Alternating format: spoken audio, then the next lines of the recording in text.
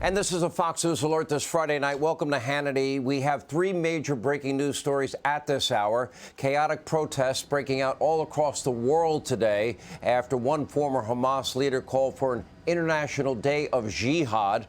Our very own Sarah Carter was in Times Square covering what was a massive protest there. By the way, things are still going on in New York City. Earlier today, things got tense where she was. Here is a quick preview. Do you care about the babies that were beheaded? No, the babies they were never beheaded. That was a made-up story. How do you not know? True. It's show me the pictures now. So what about show me the pictures? You're a lying full of. You're full of. Just go to X and the Prime Minister of Israel's account, and you'll see the pictures. Plus, this is huge news. House Republicans, they're one step closer to finding their next speaker after nominating Ohio Congressman Jim Jordan during today's conference meeting. And it is now time for Republicans to come together, get a new speaker. With the new war breaking out in the Middle East and our closest ally there, Israel, involved, this is not a time for Republicans to be weak. They need to be united. They need to put aside their infighting, and they need to move forward and reopen the People's House. Jim Jordan would make a great speaker. We'll have more on all of that coming up later. But first, tonight. Another Fox News alert. It is 9 p.m. on the East Coast. It is 6 p.m. on the West Coast. It is 4 a.m. in Gaza. As you can see, live pictures now of what is going on there. Earlier today, Israeli Defense Forces confirmed to Fox News they have, in fact, entered Gaza for localized raids. And they have begun the process of now clearing out Hamas so that they can no longer use Gaza as a launching ground to bomb nearby Israeli cities. Last night, right here on this program, Israel continued their retaliatory airstrikes against targeted Hamas locations in Gaza.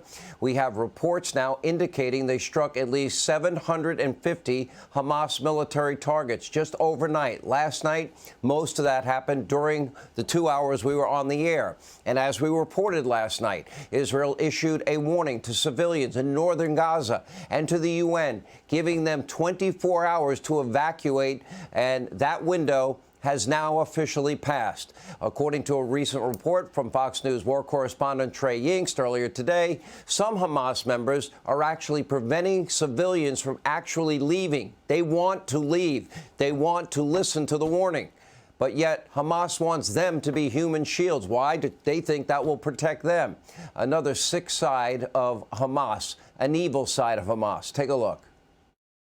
We're getting some new reporting from the Gaza Strip. A diplomatic source telling Fox News today that Hamas is preventing civilians inside homes. And you just heard that explosion in the distance. They are continuing airstrikes at this hour in Gaza. But this source telling Fox News that Hamas is preventing civilians from leaving their homes after they announced that there will be an airstrike there. The Israelis have a way of informing civilians, telling them to leave, and then destroying homes that are linked to Hamas or have some sort of relevant target for the Israelis. And a source inside Gaza confirming that information to us. And now with estimates now putting the total number of Palestinian refugees at over 1 million, the question is, where do they go? Egypt is facing mounting pressure to open its borders to civilian refugees.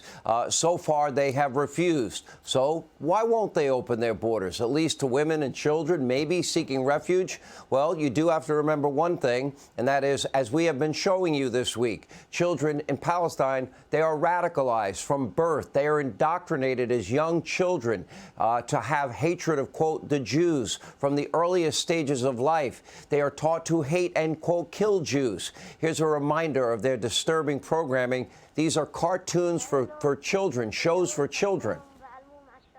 إنه القدس إلنا، تعلمت حب الوطن والأرض، تعلمت إنه إلنا أرض أخذت بالقوة، لا تسترد إلا بالقوة. يا غسان اشرح لنا ايش استفاد من الموقف هذا والتربية بيننا وبين أعدائنا.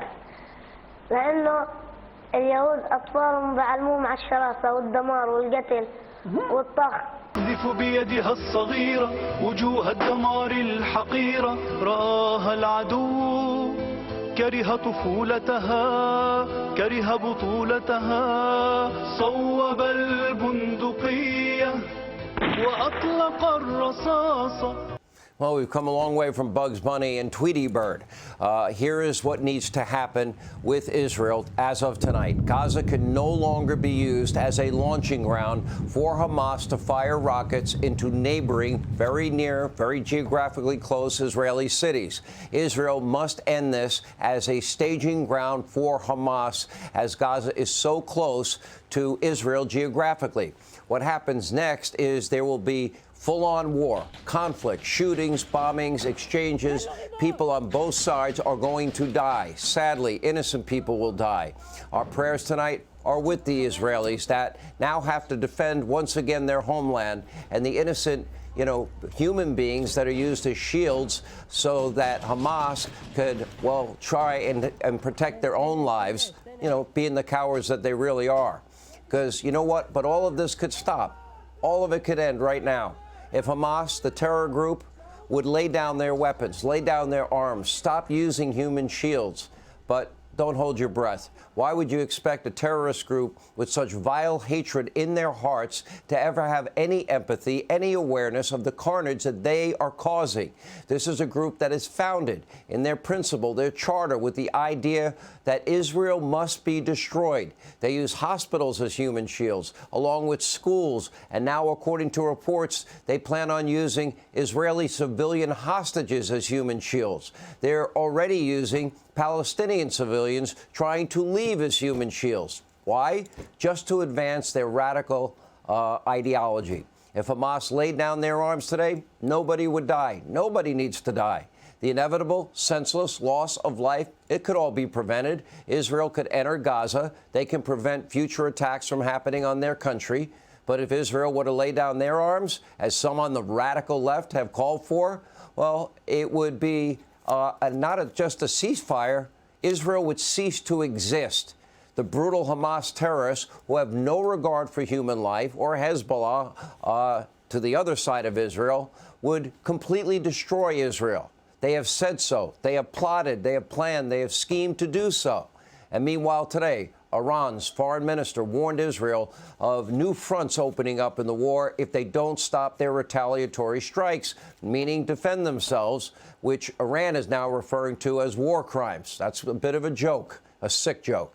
Now, these strikes wouldn't have been necessary if Hamas hadn't killed 1,300 plus Israelis and didn't rape and burn and behead even little babies and women, while apparently carrying ISIS flags as they commit these brutal, violent, repulsive acts. Now, the comments from Iran's foreign minister came during a visit to Lebanon, in which he met with the head of the Iranian-backed terrorist group Hezbollah, which has been firing rockets into Israel all week. And earlier today, Hezbollah claimed credit for attacks on Israel's military posts along the Lebanon border. And in a desperate and frankly pathetic attempt to swing public approval, Hamas is now claiming 13 hostages were killed by Israeli airstrikes. But take everything they say with a grain of salt. These are terrorists. They are killers. They are liars. Their words are worthless. But the gullible mob and the media, they might eventually start going along with it and stop advancing their propaganda, like they did during today's day of jihad. Somehow, over the course of the last 24 hours, 48 hours, outlets, they stopped calling it what Hamas meant it to be. Hamas wanted it to be a day of jihad. And then all these news outlets said, well, no, this is a day of rage instead of the day of jihad. Now, jihad, by the way, which means holy war. Now, as angry and violent protests are breaking out all across the world, now protests in the United States have gone on all week, with some of the worst pro-Palestinian, pro-Hamas protests taking place across our college campuses. How repugnant it is to watch Ivy League institutions like Yale and Harvard. Look at Harvard. Take a look at that gut-wrenching video of two Jewish women confronting protesters at the University of Washington. This young girl and it pretty much says it all. It's inexplicable. They want to kill us. They want to destroy us. They want to murder us.